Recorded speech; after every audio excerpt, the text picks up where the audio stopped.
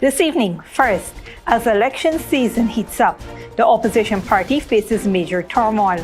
Top members resign, internal strife deepens, and the race for leadership grows more uncertain. Plus, Venezuela's military patrols Guyana's waters, how the government is responding to this latest territorial violation. Also, tragedy on the Berbice River. A father and son lost in a devastating boating accident, leaving a family shattered. And on the roadways, another deadly week. 8 lives lost as reckless driving takes a toll. Finally, international news. World leaders push for peace in Ukraine. Could a new coalition bring an end to the war? Stay tuned, these stories and more coming up next on Headline News Update.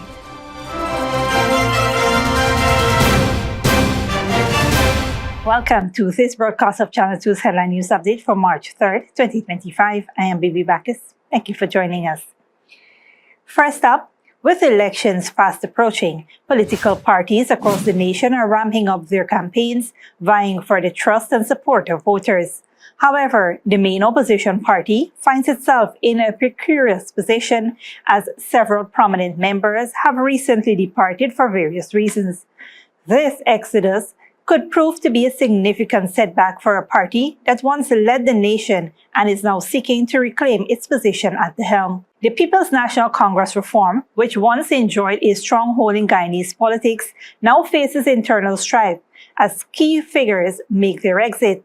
While the reason for departures vary, including dissatisfaction with leadership, policy disagreements, and personal motivations, the timing could not be more critical. With the country on the cusp of a new electoral cycle, this turmoil within the PNCR could weaken its ability to mount a strong challenge against the incumbent government. Former General Secretary of the People's National Congress Reform, Amina Ali, has resigned from the party, citing continuous disregard for women as a major factor in her decision. In her resignation letter addressed to the party leader Aubrey Norton, Ali urged Norton and his entire executive to resign, accusing them of bringing shame and disgrace to the party. I can't be a part of a party and an organization that disrespects women, who is the backbone of any party. Whether it's my party or which party, it's the women that do the work. Ali described the behavior as, quote, disgraceful and thug-like, noting that it disrupted an organized forum focused on improving women's roles in the party. Ali, who served the PNCR for 54 years, said she could no longer support the party under Norton's leadership, which she claimed has fostered a culture of disrespect and indiscipline in her resignation letter. I stand by every word I have said in my letter. And I don't think I should be more explicit than that. She called on women within the party to stand up against what she has termed a new tyrant, criticizing Norton's leadership style and his supporters. Meanwhile, in a telephone interview, Mr. Norton said that Ms. Ali had never been involved in the party's affairs since he assumed the position of leader of the opposition. Ali has not been around the PNC from the time I became leader, so I don't know what she's resigning from. Ali's resignation follows that of longtime party member Vanessa Kissoon, who stepped down last Thursday, citing personal reasons. During the PNCR press conference last Friday, General Secretary Sherwin Benjamin said the party had received Kissoon's resignation and it is being handled internally. Yes, we have received a letter of resignation from Ms. Kissoon. I think at this point in time, we're dealing with that as an internal matter. The reality is any resignation has to be dealt with from our standpoint as a serious issue. So much to say that we're dealing with it as an internal matter. In June of 2024, Kissoon accused Norton of sexual misconduct, which he denied. That matter was also reported to be investigated by the party internally. However, to date, whether the investigation was completed or is still ongoing has not been made known to the public. Nevertheless, Benjamin promised the inquiry comment at a later date. Guyana, now one of the fastest growing economies in the world, is witnessing a boom fueled by several key factors including oil and gas. As the country experiences unprecedented growth, the stake in these elections are higher than ever. For a party that once led the nation, regaining leadership could prove challenging in the face of internal disarray and defections. In January of this year, a longtime supporter of the People's National Congress reform, James Bond, came out and publicly endorsed the People's Progressive Party Civic. President Ali is one person who's always remembered me. Since he was a minister, he's always remembered me. He's been a friend to me. And I'm giving you a second term. I said that publicly, sir. In 2023, Donald Backer, a veteran member of the People's National Congress Reform and former political assistant to Joseph Harmon, decided to endorse the governing PPPC. Observers suggest that the PNCR leadership must urgently address the concerns of its departing members and shore up its ranks to avoid further erosion of support. With Guyana's economic boom attracting local and international attention, voters will seek a party that can offer stability, transparent policies, and a vision for the future. The PNCR's struggles in the lead-up to the election will be critical in determining whether they can mount a credible challenge or if the ruling party will maintain its dominance in the face of rapid economic growth. With the clock ticking down to election day, all eyes are on the opposition to see how it will respond to the internal challenges threatening its campaign. Stick around when we return. Mother and wife grieves the loss of husband and son in tragic hunting boat accident. And Guyana condemns Venezuelan incursion, engages international partners in defense of sovereignty.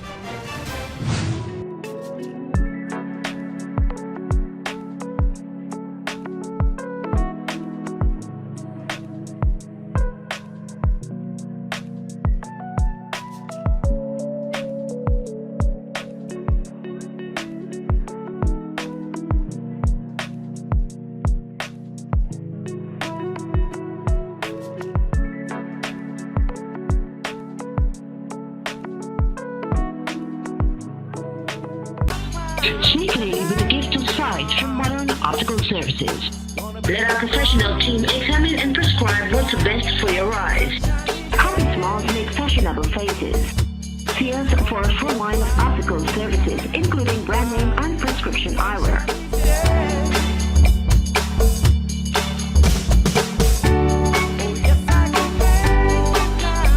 Modern Optical Services. 316 Mill Street, Georgetown. Telephone 226-1082. Good girl forget things. What's the problem, Granny? I want money for borrow for do a surgery. I was dancing and I fall and fracture my hip. If you need some quick money, you should check Lender's Jewelry and Pawn Shop. Lender's Jewelry and Pawn Shop, Lot 238 South Road Border, Georgetown. Get jewelry made to order in just 72 hours. We also accept vehicles. Lender's, best rates, longest payback period. Boys, I get through. Plus, I could dance again. Lender's Jewelry and Pawn Shop. Furnishing your home or office has never been easier. Here at Kissoon's, our inventory of locally made and imported furniture, offered at amazing prices, will leave you wanting more. From vinyl, floor rugs and carpets, bedroom, dining and living room sets, mattresses, pillows, office desk, chairs and filing cabinets, outdoor benches and tables. We have a piece of furniture for every room imaginable in your home or office. Check out our flagship store at Industrial Site Rijnveld or one of our branches in New Amsterdam, Port Morant, Riverton and Camp Street. Kissoon's Furniture, furnishing homes for over 50 years.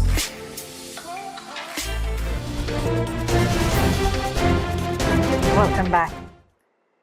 The government of Guyana has strongly condemned the incursion of Venezuelan armed patrol ships into its exclusive economic zone. It has launched diplomatic, legal, and security responses to address the violation. On Saturday, March 1st, 2025, at approximately 7 hours, a Venezuelan Coast Guard patrol ship approached Guyana's offshore assets, including the FPSO Prosperity, falsely claiming in a radio transmission that the vessel was operating in disputed international waters before moving towards other FPSOs.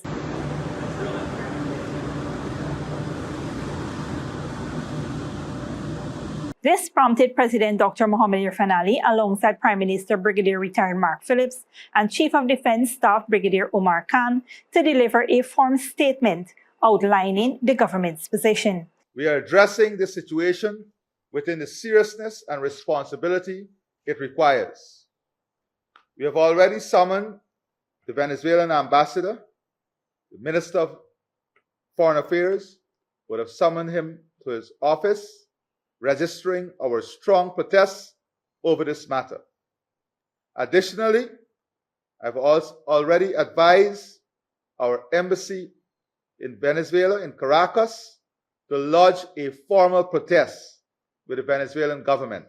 The president said that Guyana has also reached out to international allies, and all have responded positively. All our international partners have responded positively. These include the UK, France, the USS, RSS, CARICOM, and we continue to work with other neighbors, Brazil, at the military level and at the level of the state. We are monitoring this situation. The National Defense Board convened an emergency meeting to assess the situation, while Guyana's Coast Guard and Air Force assets were deployed to monitor its EEZ. Additionally, the government has formally informed the International Court of Justice, the United Nations, the Commonwealth, and the Organization of American States of this breach. Opposition leader Aubrey Norton was also briefed on the developments, ensuring bipartisan unity on this national security matter. President Ali reaffirmed Guyana's commitment to peace and the rule of law while protecting the country's sovereignty. I want to assure the people of Guyana that our government is acting with diligence and resolve. I will provide further updates as more information becomes available.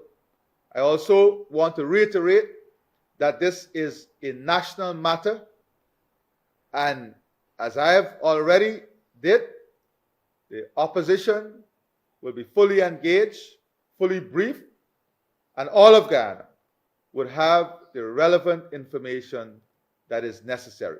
On December 14, 2023, President Ali and Nicolas Maduro of Venezuela met in Argyle, St. Vincent, and the Grenadines to discuss the ongoing territorial dispute. The talks were facilitated by regional leaders, including St. Vincent Prime Minister Ralph Gonsalves and CARICOM Chairman Roosevelt Skerritt, along with representatives from Brazil, Colombia, and the UN. The meeting reaffirmed the commitment to maintaining Latin America and the Caribbean as a zone of peace and emphasized diplomatic dialogues in addressing the territorial issues. The Commonwealth Secretary General, Honorable Patricia Scotland, in a statement, strongly condemned Venezuela's recent incursion into Guyana's territorial waters, calling it a violation of international law. She fully supported President Ali's response and lauded Guyana's restraint in handling the situation through diplomatic channels.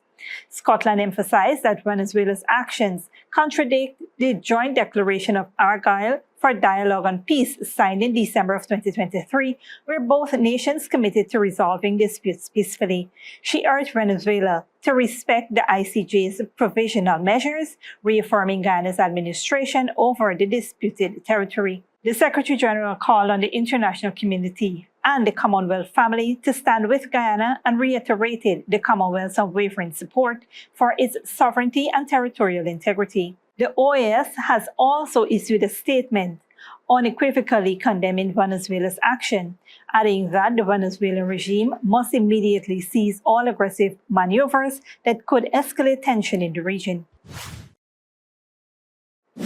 In other news, a hunting trip on the Berbice River ends in tragedy. A father and son drowned after their boat capsized. Malcolm Carter has the heartbreaking details.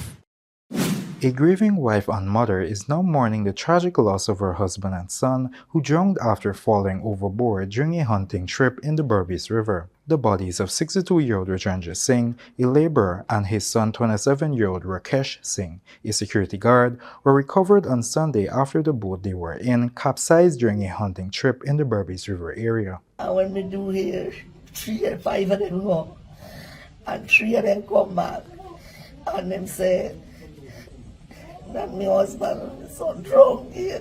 Reports are that around 8:30 hours, Singh and his son, along with two others, 37-year-old Mahatma Dhanraj and 48-year-old Siju Prasad, the boat captain, and a child embarked from the number 4 Blairmont West Bank Berbice sluice in a 15-foot wooden boat powered by a 15-horsepower marine outboard engine captained by Prasad. The men were in the Berbice River area hunting iguanas while consuming alcohol, specifically red wine.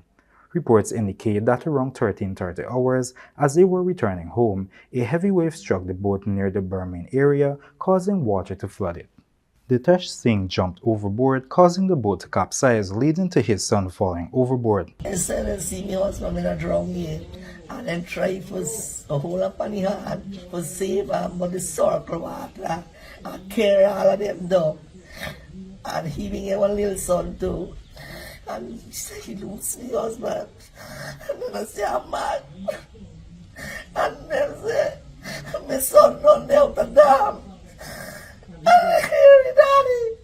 I love you. Torn, and I go save him and I see my key. Prasad and Dhanraj, along with the child, were able to swim to the Region 5 foreshore and promptly filed a missing person report at the Blairmont police station. Dhanraj recounted the terrifying ordeal, describing the chain of events that led to the disaster. He said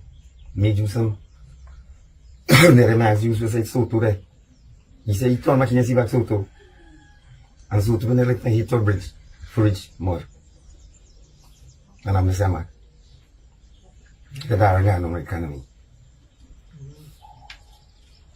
I believe for both and so. And I go back at home. I go back in the water fire bridge tower. And I go back down. I ran over swim. The bodies of Singh and his son were recovered on Sunday, bringing heartbreak to the family and community.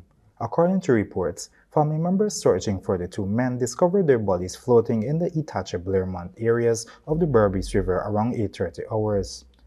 Upon examination, authorities confirmed that there were no visible signs of violence. The bodies were taken to Bailey's funeral home awaiting post-mortem examination. The tragedy has left their wife and mother devastated. Fighting back tears, she is now burdened with the grief of losing her husband and son. The authorities continue to investigate the circumstances of this incident. Reporting for Headline News Update, Malcolm Carter. Guyana's roadways are in crisis. 13 lives lost in 2 weeks. Authorities now will enhance traffic enforcement to stem the surge of deadly collisions. For more on this, we go to Malcolm Carter, who has more details. Guyana's roadways turned deadly last week, claiming the lives of 8 people in separate accidents, adding to 5 fatalities recorded the previous week. The alarming rise in road deaths has intensified concerns over traffic safety and reckless driving. On Friday, 3 deadly crashes claimed 5 lives. 32-year-old pedal cyclist Kieran De Freitas was struck by a truck while cycling along the Linden-Soesdijk Highway. While overtaking, the truck hit him, causing him to fall and be run over. He was pronounced dead at the Diamond Dives Nautic Center. On the Essequibo coast, Bernard, Alfonso, and Marks were killed in a crash involving 2 motorcycles and a car. Bernard and Marks died at the scene, while Alfonso succumbed at the hospital.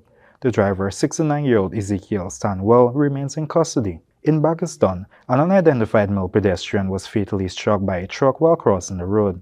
39-year-old Shane Tyndall and his wife 35-year-old Chebecca Gordon lost their lives on Thursday after their car flipped at Eccles, while 19-year-old Annalisa Smith lost her life Wednesday when a speeding car crashed into a utility pole in Berbice. Authorities urge road users to follow traffic laws and prioritize safety to prevent further tragedies. In response to many reported accidents and concerns from citizens, President Irfan Ali, on February 26, during the opening of the annual police press conference, signaled potential amendments to traffic laws, citing concerns over speeding, reckless driving, and inexperienced truck drivers. Using technology, we now have the e-tickets that is coming on stream already here. The e-tickets, we have the cameras, we have the speed indicators. All of these things are used to help. But we also have to further amend the laws. Further amend the laws to have stronger enforcement elements and penalties. He emphasized the need for a holistic approach that includes stricter penalties, public education, and improvements in road infrastructure to curb the growing number of accidents. President Ali also noted reasons as to why it's not the best approach. It's not the best approach that penalties must drive change. The best approach is that self-consciousness, societal pressure, doing the right thing should be able to drive change and drive home the point that we have to do the right thing. But unfortunately, when that doesn't work, you have to go to stronger measures, which is the penalties. The increasing fatalities highlight the urgent need for action to address road safety in Guyana. Reporting for Headline News Update, Malcolm Carter. Thanks, Malcolm. Don't go away after the break. Haiti launches major operation against gang leader Barbecue. And India's avalanche kills at least 4 at Himalayan work site, 5 still missing.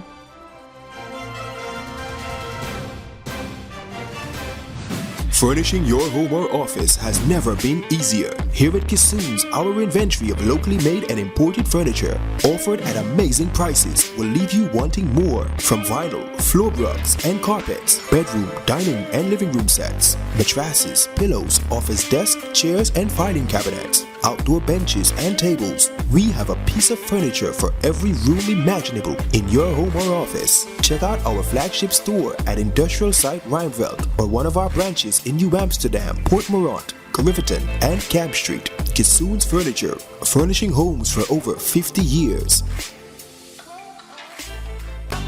Sneakily with a gift of sight from Modern Optical Services. Let our professional team examine and prescribe what's best for your eyes. Common smiles make fashionable faces. See us for a full line of optical services, including brand name and prescription eyewear.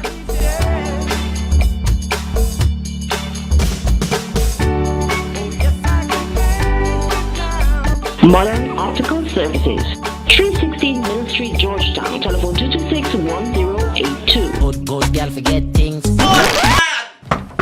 What's the problem, Granny? I want money for borrow for those surgery. I was dancing and I fall and fracture my hip. If you need some quick money, you should check Lender's Jewelry and Pawn Shop. Lender's Jewelry and Pawn Shop, lot 238 South Road Border, Georgetown. Get jewelry made to order in just 72 hours. We also accept vehicles. Lender's, best rates, longest payback period. Boys, I get through. Plus, I could dance again. Lender's Jewelry and Pawn Shop.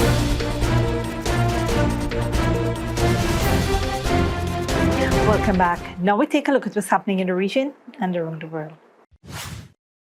Good evening, I'm Malcolm Carter. Welcome to our regional and international news segment, which keeps you informed and up to date with trending news stories worldwide.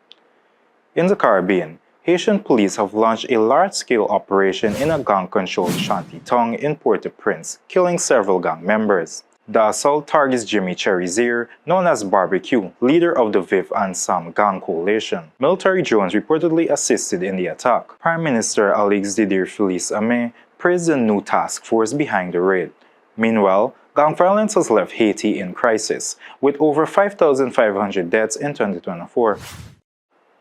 Meanwhile, in the US, the Trump administration has paused offensive cyber operations against Russia as diplomatic efforts to end the Ukraine war continue. The directive, issued by Defense Secretary Pete Hegseth, raises concerns over US cyber defenses. Trump has softened his stance on Moscow, planning talks with President Putin while clashing with Ukrainian leader Volodymyr Zelensky. Critics call the move a strategic mistake, fearing unchecked Russian cyber threats. Staying with the Ukraine war, British Prime Minister Keir Starmer says a coalition of the willing will present a peace plan for Ukraine to the United States after talks between Volodymyr Zelensky and Donald Trump dramatically collapsed on Friday. Starmer has hosted an emergency summit of European leaders and allies in London. Al Jazeera's Melina Veselinovic reports. Can Ukraine win the war without America, Mr. President? Another day, another venue, and another warm greeting. Keir Starmer welcoming Volodymyr Zelensky to a summit of European leaders in London. With Canada and Turkey in attendance too, a peace deal for Ukraine was top of the agenda.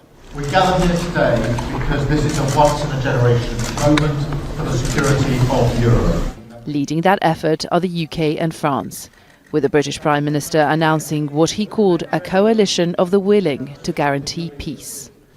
The UK is prepared to back this, with boots on the ground and planes in the air.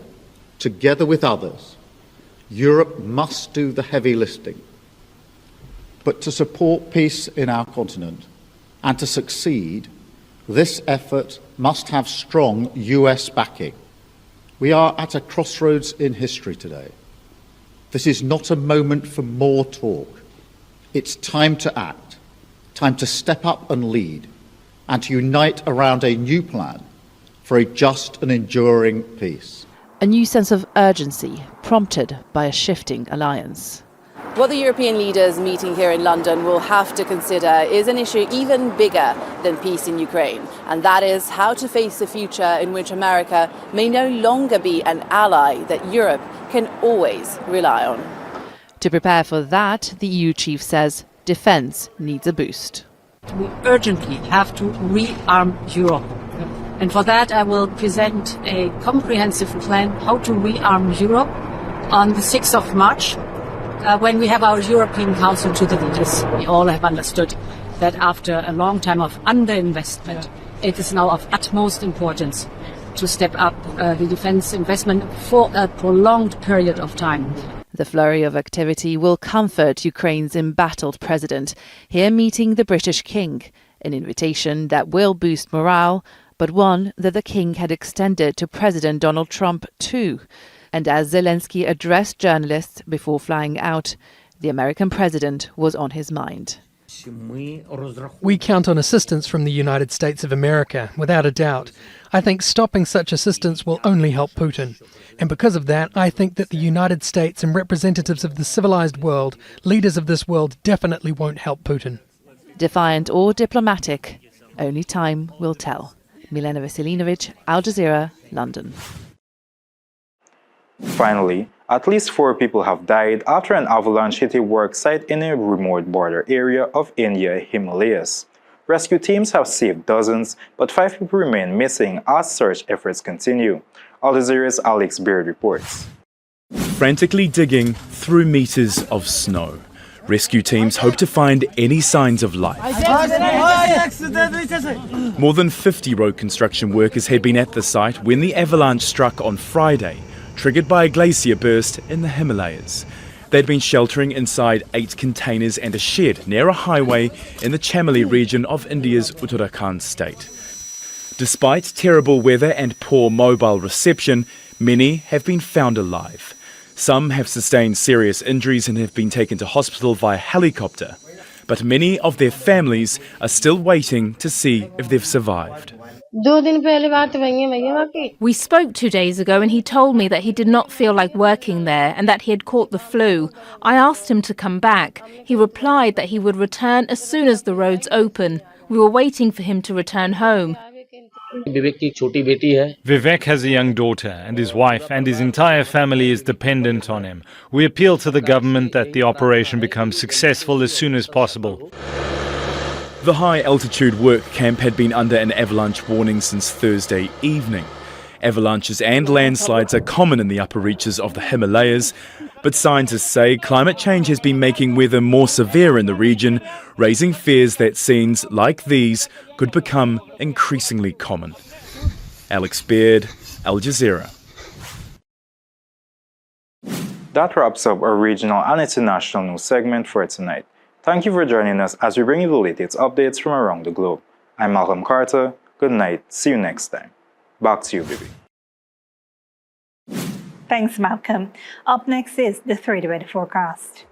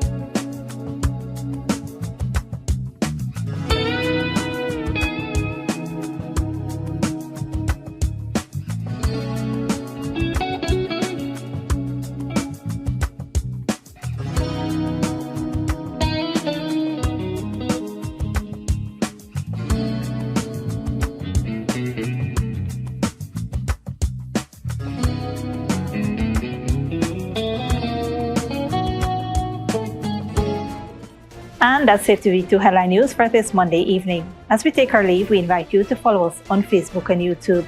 You can tune in tomorrow at 6:30 a.m. for rebroadcast and at 7 p.m. for more news.